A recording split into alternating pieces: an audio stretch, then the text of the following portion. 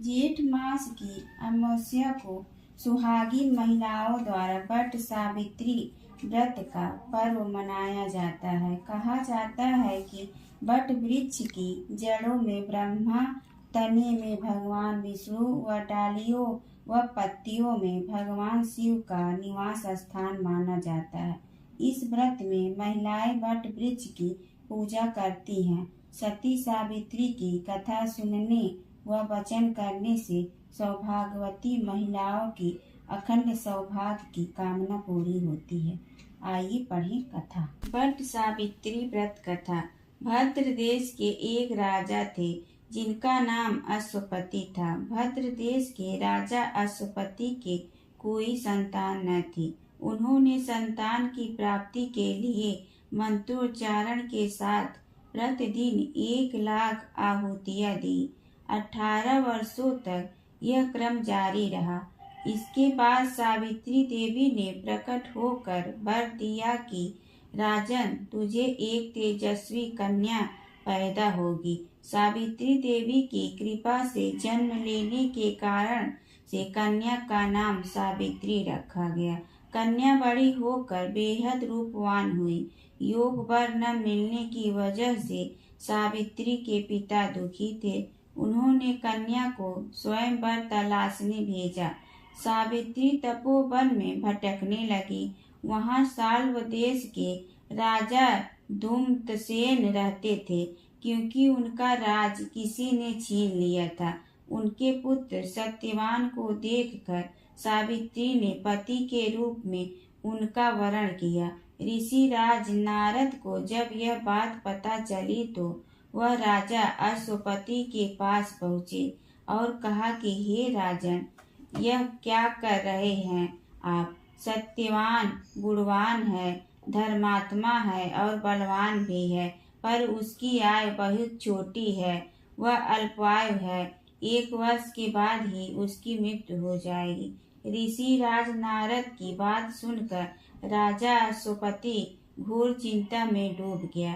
सावित्री ने उनसे कारण पूछा तो राजा ने कहा, पुत्री, तुमने जिस राजकुमार को अपने वर के रूप में चुना है वह अल्पायु है। तुम्हें किसी और को अपना जीवन साथी बनाना चाहिए। इस पर सावित्री ने कहा कि पिताजी, आर्य कन्याएं अपने पति का एक बार ही वरण करती हैं। राजा एक बार ही आज्ञा देता है और पंडित एक बार ही प्रतिज्ञा करते हैं और कन्यादान भी एक ही बार किया जाता है। सावित्री हठ करने लगी और बोली, मैं सत्यवान से ही विवाह करूंगी। राजा अश्वपति ने सावित्री का विवाह सत्यवान से कर दिया। सावित्री अपने ससुराल पहुँचते ही सास ससुर की सेवा करने लगी। समय बीतता चला गया। नारद मुनि ने सावित्री को पहले ही सत्यवान की मृत्यु के दिन के बारे में बता दिया था। वह दिन जैसे जैसे करीब आने लगा, सावित्री अधीर होने लगी। उन्होंने 3 दिन पहले से ही उपवास शुरू कर दिया। नारद मुनि द्वारा कथित निश्चित तिथि पर पितरों का पूजन किया। हर दिन की तरह सत्यवान उस दिन भी लकड़ी काटने जंगल चले गए। साथ में सावित्री भी गई। जंगल में पहुंचकर सत्यवान लकड़ी काटने के लिए एक पेड़ पर चढ़ गए। तभी उसके सिर में तेज दर्द होने लगा। दर्द से व्याकुल सत्यवान पेड़ से नीचे उतर गए। सावित्री अपना भविष्य समझ गई। सत्यवान के सिर को गोद में रखकर सावित्री सत्यवान का सिर सहलाने लगी। तभी वहां यमराज आते दिखे। यमराज अपने साथ सत्यवान को ले जाने लगे। सावित्री भी उनके पीछे पीछे चल पड़ी।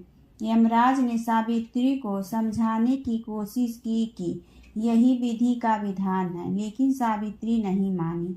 सावित्री की निष्ठा और पतिपरायणता को देखकर यमराज ने सावित्री से कहा कि हे देवी, तुम धन्य हो, तुम मुझसे कोई भी वरदान मांगो। सावित्री ने कहा कि मेरे सास ससुर वनवासी और अंधे हैं, उन्हें आप दिव्य ज्योति प्रदान करे। यमराज ने कहा, ऐसा ही होगा, जाओ अब लौट जाओ।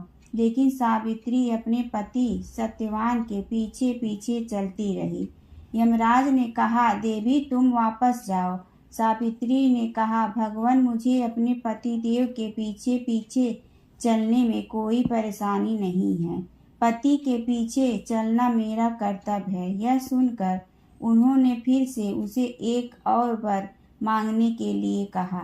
सावित्री बोली, हमारे ससुर का राज छिन गया है, उसे पुनः वापस ला दें। यमराज ने सावित्री को यह वरदान भी दे दिया और कहा, अब तुम लौट जाओ। लेकिन सावित्री पीछे पीछे चलती रही। यमराज ने सावित्री को तीसरा वरदान मांगने को कहा। इस पर सावित्री ने संतान और सौभाग्य का वरदान मांगा। यमराज ने इसका वरदान भी सावित्री को दे दिया। सावित्री ने यमराज से कहा कि प्रभु, मैं एक पतिव्रता पत्नी हूँ और आपने मुझे पुत्रवती होने का आशीर्वाद दिया है। यह सुनकर यमराज को सत्यवान के प्राण छोड़ने पड़े। यमराज अंतर ध्यान हो गए और सावित्री उसी वट वृक्ष के पास आ गई जहाँ उसके पति का मृत शरीर पड़ा था। सत्यवान जीवंत हो गया और दोनों खुशी खुशी अपने राज की ओर चल पड़े। माता पिता को दिव्य ज्योति प्राप्त हो गई। इस प्रकार सावित्री सत्यवान चिरकाल तक राज सुख भोगते रहे। एक समय की बात है, एक साहूकार था जिसकी एक बेटी और 7 बेटे थे।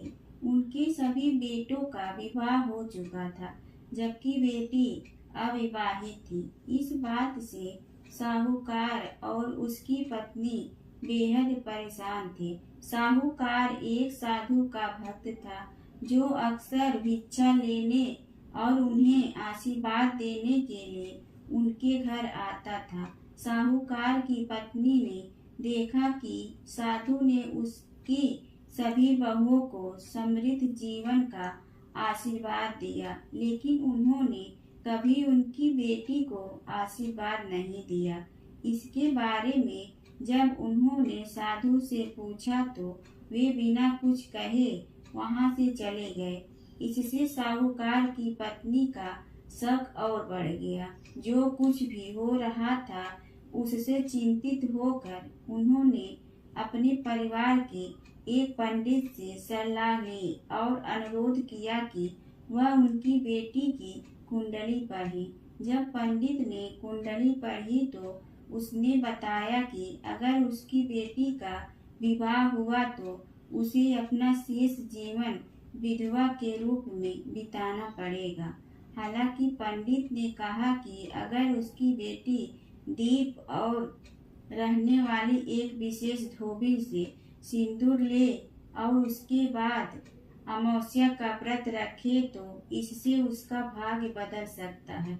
साहूकार की बेटी अपने एक भाई के साथ समुद्र तट की ओर चल पड़ी और समुद्र पार करने के तरीकों की तलाश करने लगी। उस दौरान उसने देखा कि वहाँ एक गीध का घोंसला था जहाँ पर कुछ गीध रह रहे थे और एक सांप पेड़ पर चढ़ गया और मादा गीध द्वारा दिए गए सभी अंडों को खा गया, जबकि अन्य गीध भोजन की तलाश में थी।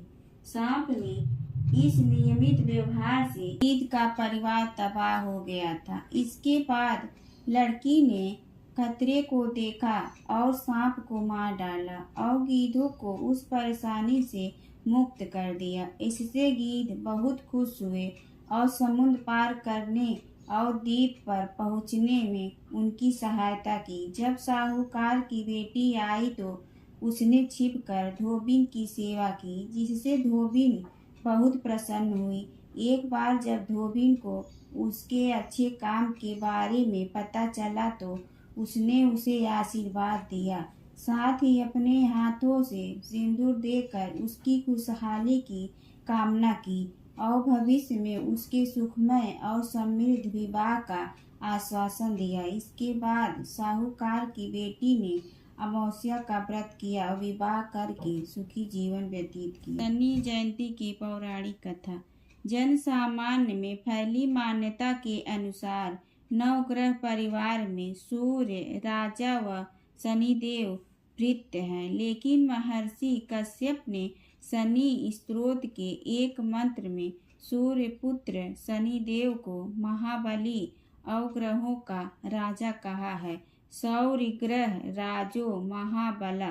प्राचीन ग्रंथों के अनुसार शनिदेव ने शिव भगवान की भक्ति व तपस्या से नवग्रहों में सर्वश्रेष्ठ स्थान प्राप्त किया है। एक समय सूर्यदेव जब गर्भधान के लिए अपनी पत्नी छाया के समीप गए तो छाया ने सूर्य के प्रचंड तेज से भयभीत होकर अपनी आंखें बंद कर ली थी। कालांतर में छाया के गर्भ से शनिदेव का जन्म हुआ। शनि ने श्याम वर्ण काले रंग को देखकर सूर्य ने अपनी पत्नी छाया पर यह आरोप लगाया कि शनि मेरा पुत्र नहीं है। तभी से शनि अपने पिता सूर्य से शत्रुता रखते हैं। शनि देव के अनेक वर्षों तक भूखे प्यासे रहकर शिव आराधना की तथा घोर तपस्या से अपनी देह को दुग्ध कर लिया था। तब शनि देव की भक्ति से प्रसन्न होकर शिव जी ने शनि देव से वरदान मांगने को कहा।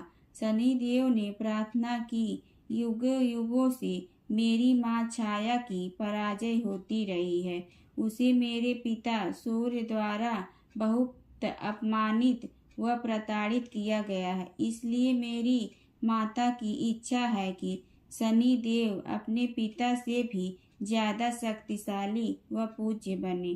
तब भगवान शिव जी ने उन्हें वरदान देते हुए कहा कि नवग्रहों में तुम्हारा स्थान सर्वश्रेष्ठ रहेगा। तुम पृथ्वी लोक के न्यायाधीश व दंडाधिकारी रहोगे। साधारण मानव तो क्या, देवता, असुर, सिद्ध, विद्याधर व नाग भी तुम्हारे नाम से भयभीत रहेंगे।